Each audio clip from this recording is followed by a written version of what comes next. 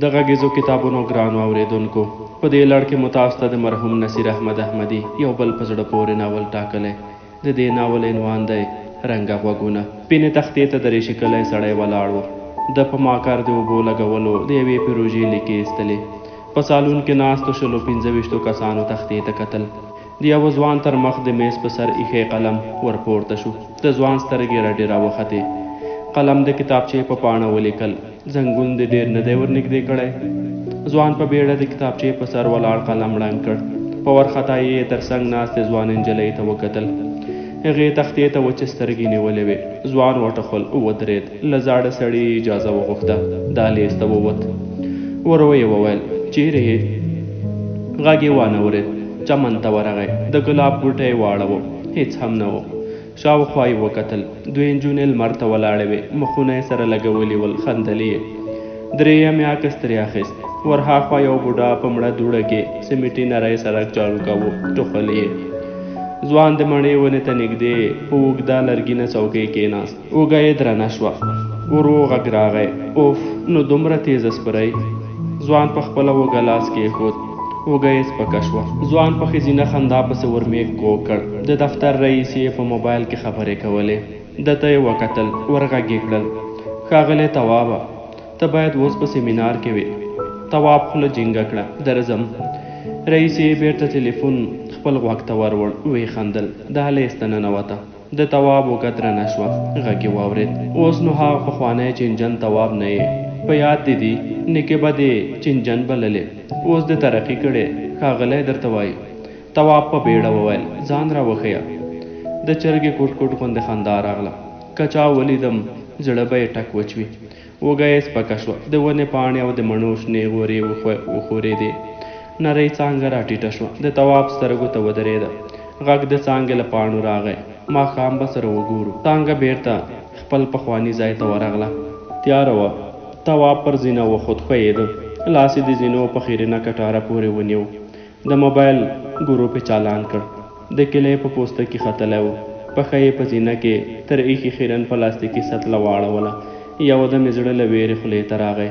په سطل کې اچول شوې وچه ډوډۍ وخوځېدله. له وچې ډوډۍ کوچنی موږک راووت. وړې سترګې د بتۍ رڼا ته سپینې ښکارېدلې. موږک له سطله ټوپ کړل. تواب سړه ساه وایسته. پورته لاړ. یوې کوټې له نمکي خاوره د چرسو بوی راته. تواب درېیم منزل ته وخوت. سترګې یې رډې راوختې. په دروازه کې د کلي له ځایه سپینه تېره رڼا راوتې وه. تواب په بیړه دروازه خلاصه کړه.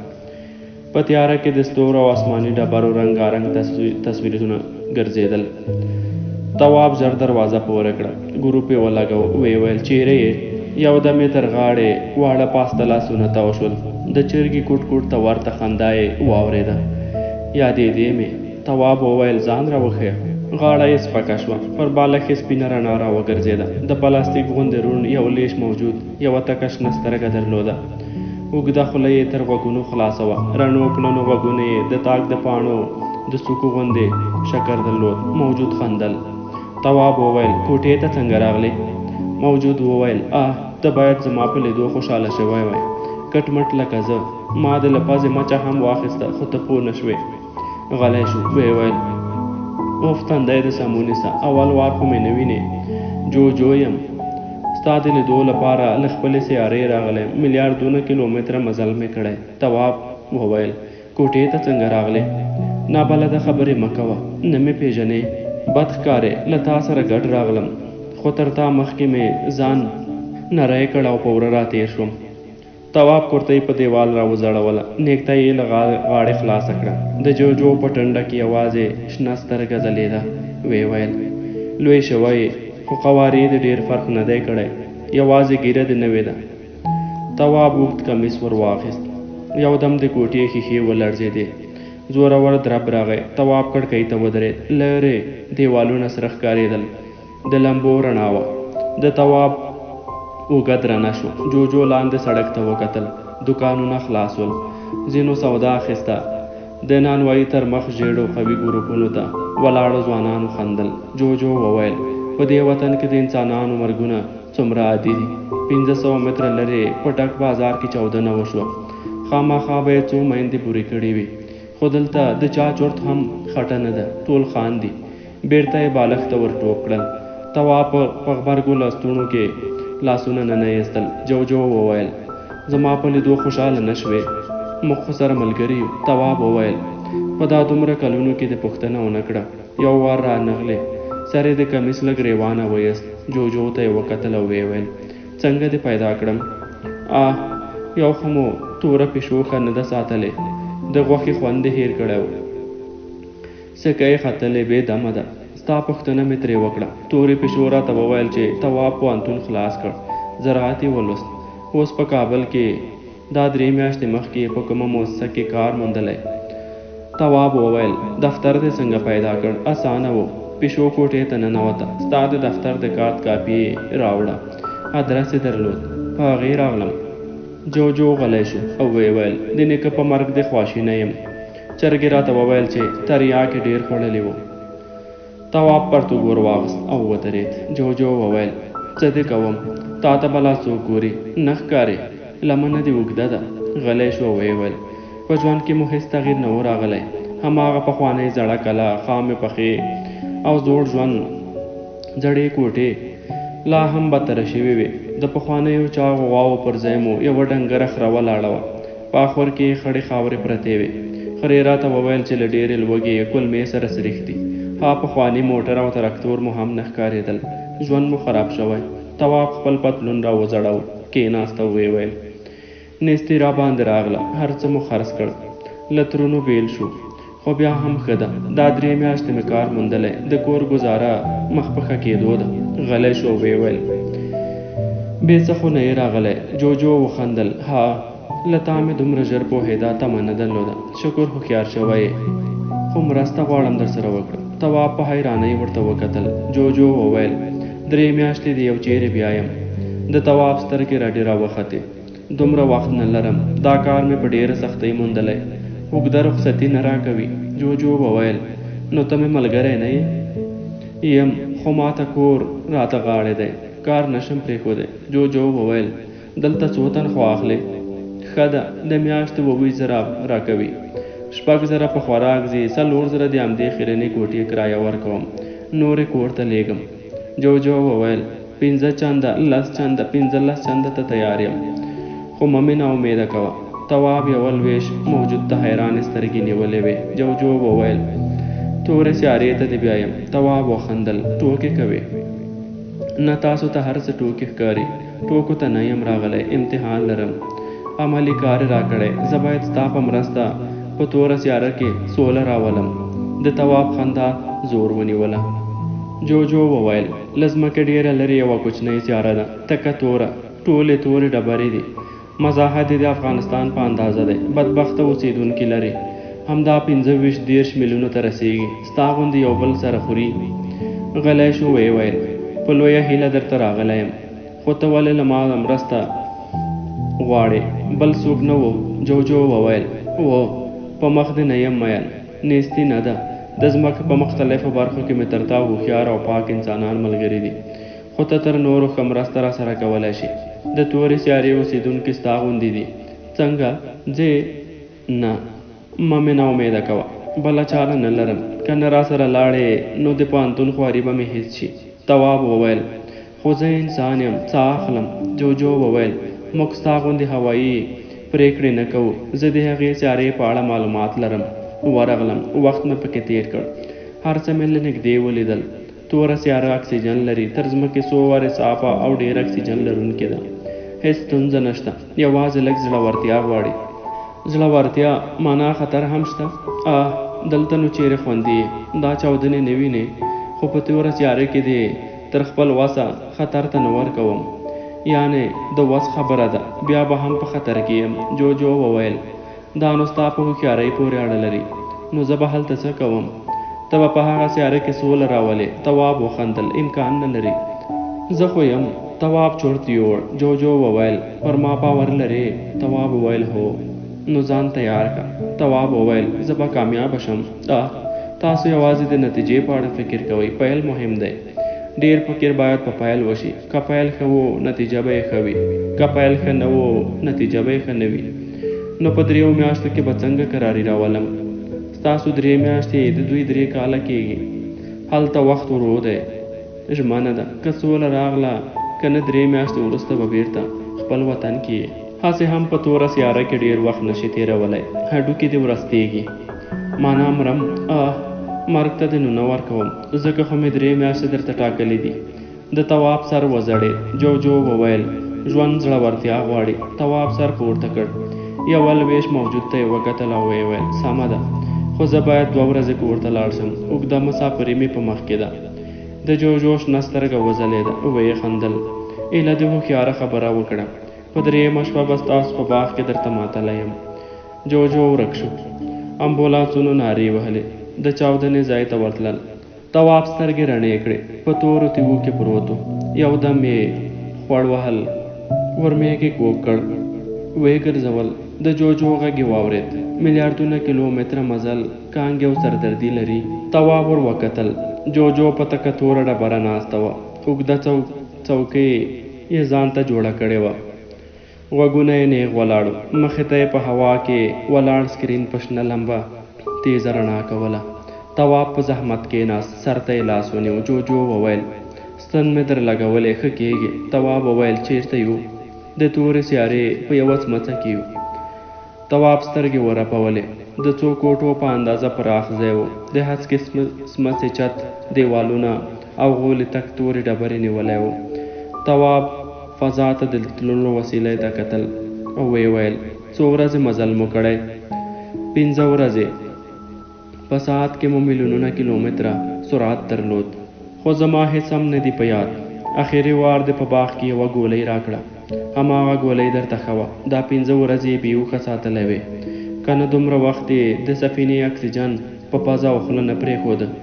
تواب ودرېد. یوې خوا ته کوږ شو. لاس یې په یوه توره ډبره پورې ونیو.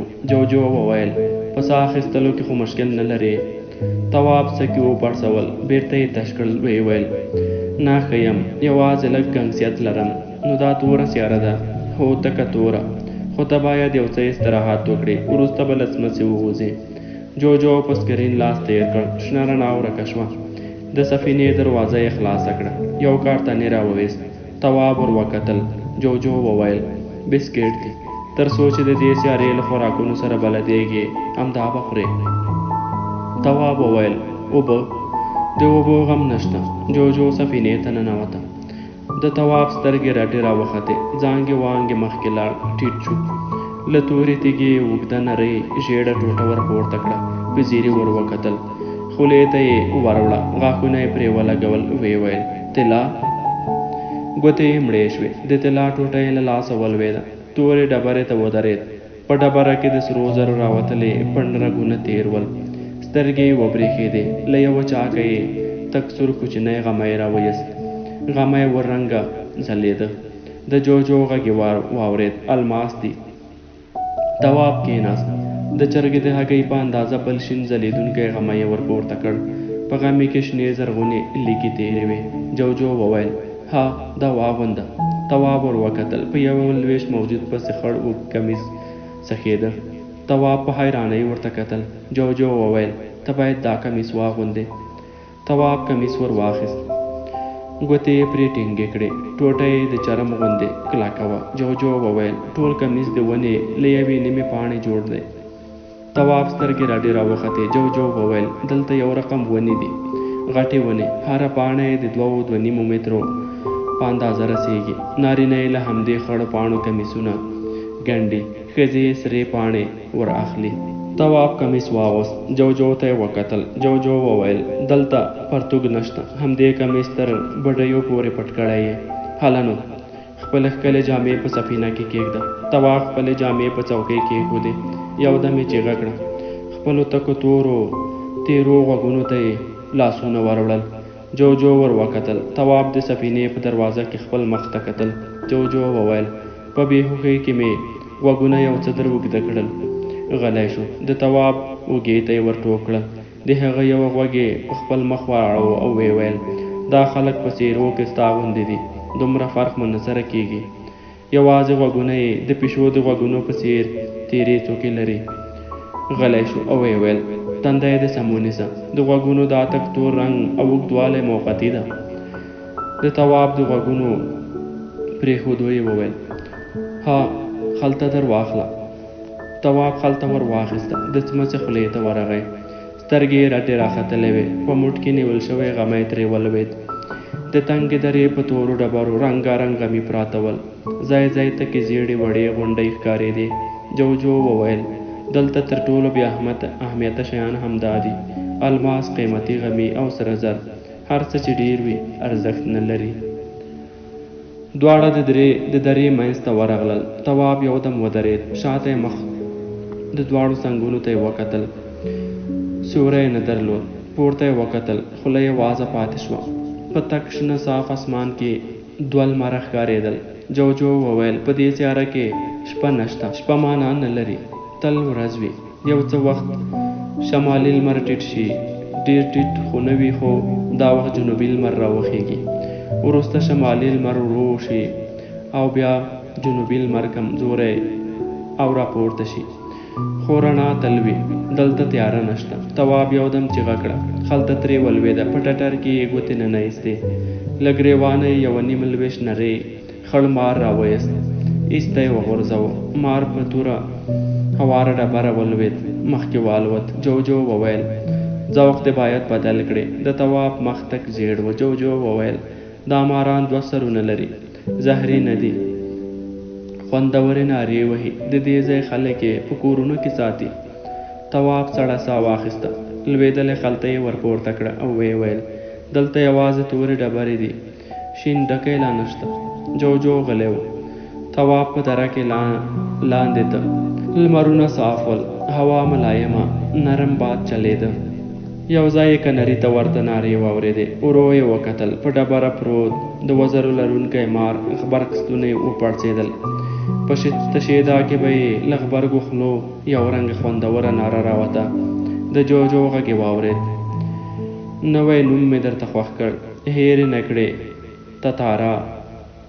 تواب وویل: څه معنا؟ دا خلک یو موجود ته تتارا وایي. ګیدړ ته ورته دی، خو د تمساح غوندې اوږده خوله لري. تواب ودرېد. جوجو وویل: تندی دې مه ګونځې کوه. تتارا تر زمري سلوارې شرف لري، څوک نه داړي.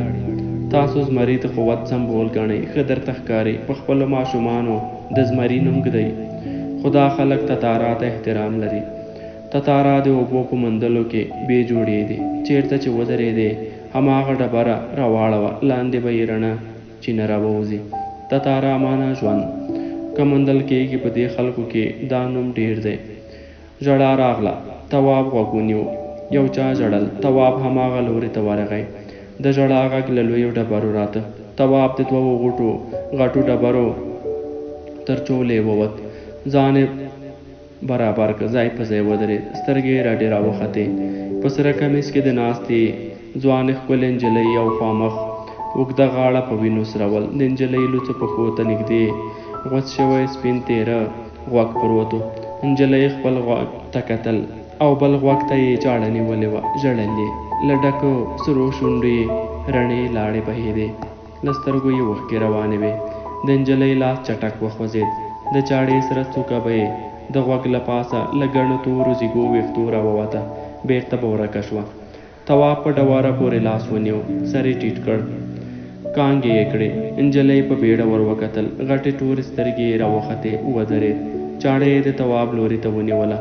پرته له دې چې مخ ترې واړوي، هماغسې څو ګامه شاته لاړه. د پښو دربه یې راغی. نجلۍ ولوېده، بې سده پرېوته. جوجو وویل: